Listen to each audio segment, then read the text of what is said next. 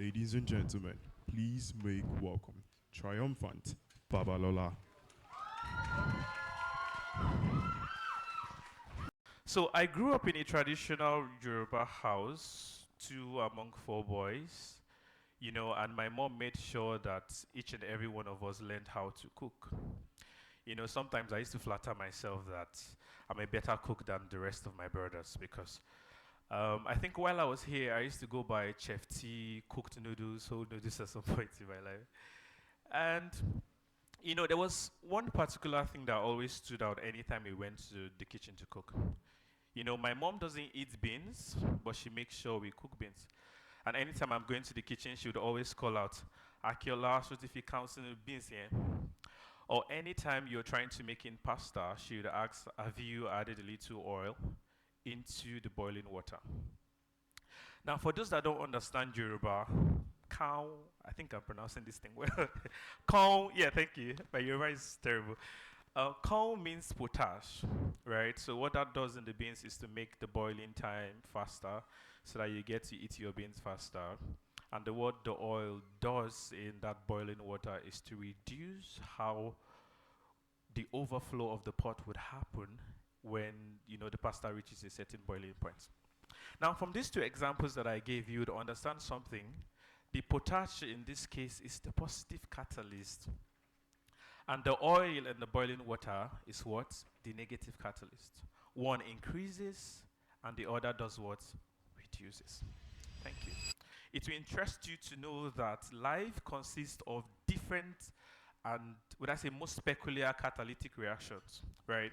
We all are who we are based off of all the experiences we've had that has accumulated to shape my personality and has accumulated to shape your personality.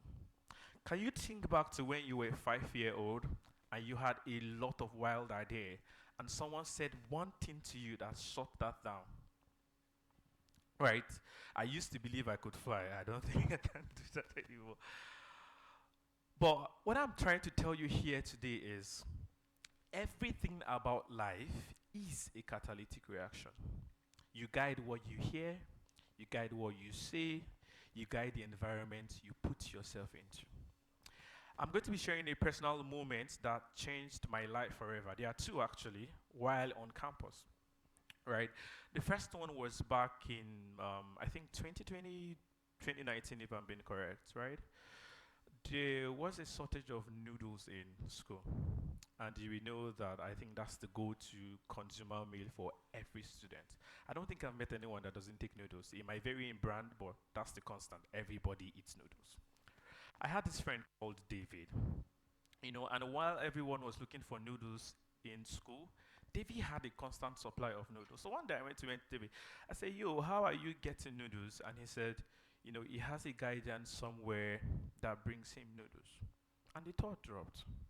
If an institution couldn't get noodles to supply to students, because trust me, Buttery, shopping mall, even the black market had, black market now. Yeah, even the black market has shut down. Nobody had supply of noodles in this school. And this guy was enjoying a very good supply. So I felt like, instead of begging David, give me two, give me three, I can do something better with this moment, with this situation. So the last time David was going to get supply from his guardian, I decided to tag along. I met this man this evening, spoke a few words to him. I think if I remember correctly, I could only afford to buy one carton. It will interest you to know that I grew from one carton to about 40 cartons every 2 days, bringing noodles for me to sell. Right? I had, can I call them depot? I had depots of noodles in every hall of this school from here.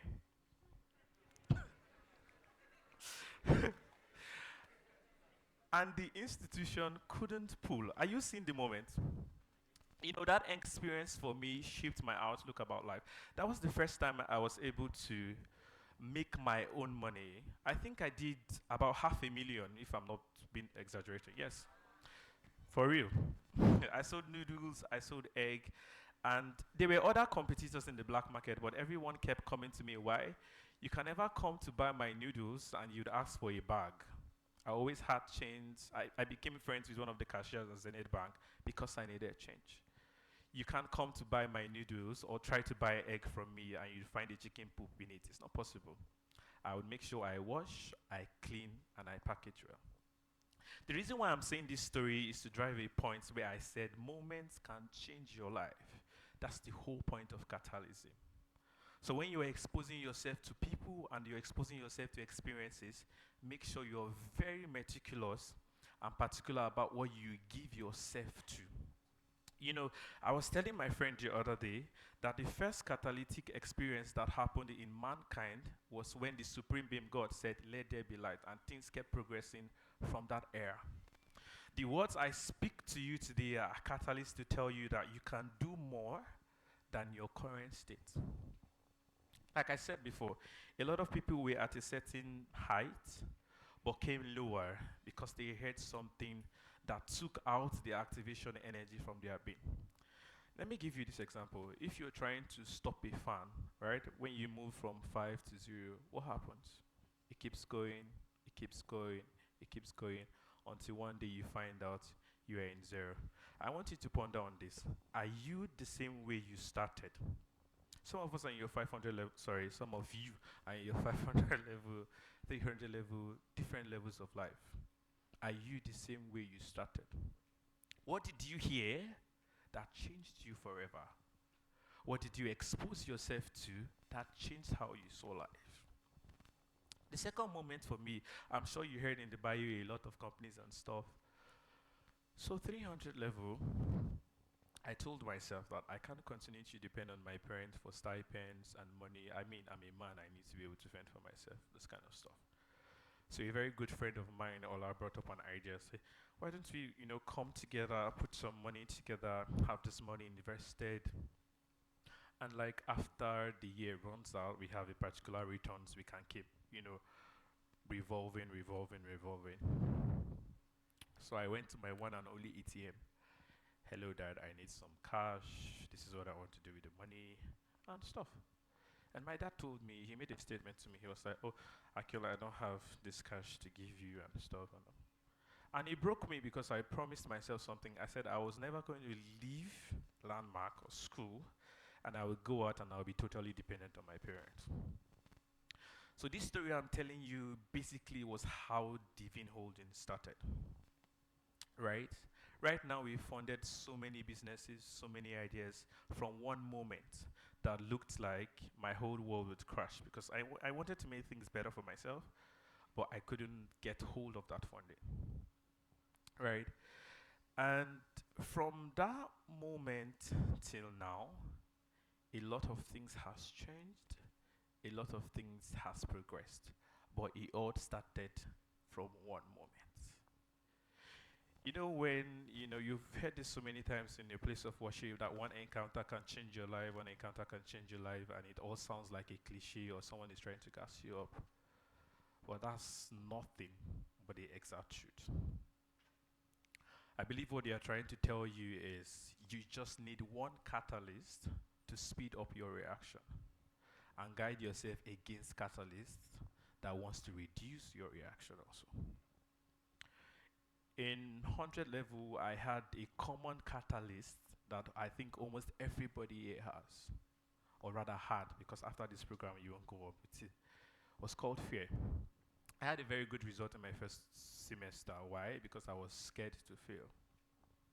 And I thought about it. I said, this thing actually did work for me. The fear of failure made me to succeed in that sense. It's been working for so many of you people too.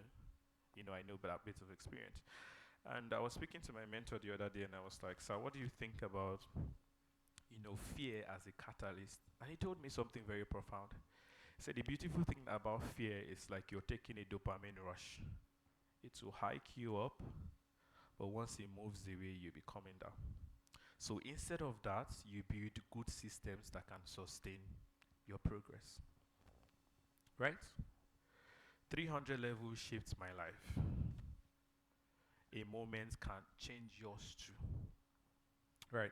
The second company they mentioned right now has collaborated with the big four in tech, the likes of Google, Meta, and whatever. But it all started from one moment.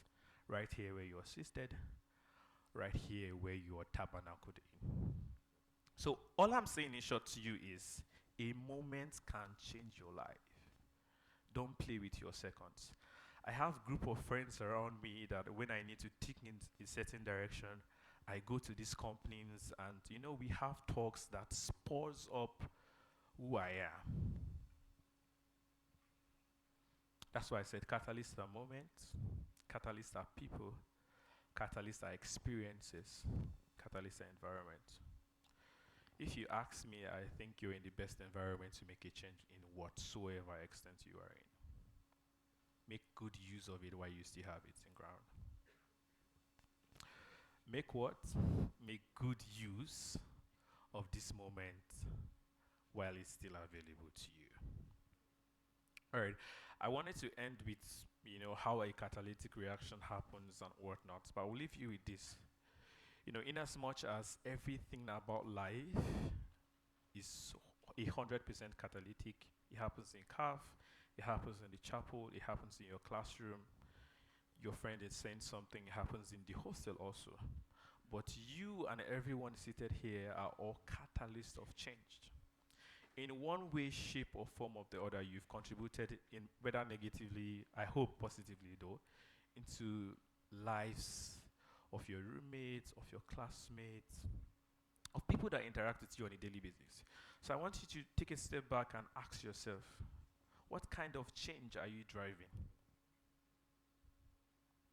What kind of change are you driving? So I want you to leave here knowing today that no matter your height, size, shape, color, you are a catalyst and an agent of change.